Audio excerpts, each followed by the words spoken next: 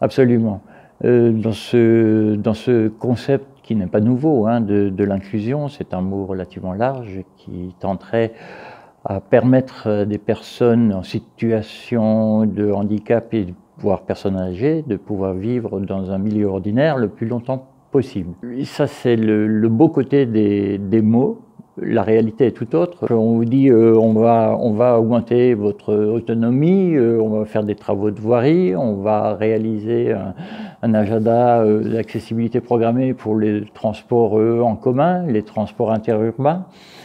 Si dans les villes ça se passe plutôt bien, il n'y a pas de souci, puisque l'arrivée du tram a quand même été une bouffée d'oxygène pour beaucoup, et on le voit d'ailleurs dans le classement IFOP que nous avons publié il n'y a pas longtemps, que ce sont finalement ces moyens de déplacement qui sont primés et qui sont plébiscités par les personnes en situation de handicap, mais aussi les mamans en poussette et tout autre citoyen qui a besoin de se déplacer. Le paradoxe, c'est qu'on a vu aussi des installations, des opérations qui ont été réalisées dans un sens. On voit des aménagements sur la voirie de droite, mais pas du tout sur la voirie de gauche.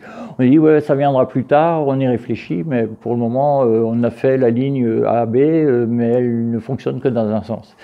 Voilà, on marche un peu sur la tête et l'inclusion là-dedans, ben, elle est malmenée de fait, hein, puisque on est encore toujours limité par nos choix. Ce colloque doit amener à cette réflexion commune. Elle doit permettre effectivement d'avoir des ouvertures d'esprit auprès de nos politiques, de changer le regard de la société vis-à-vis de cette problématique qui est conjointe.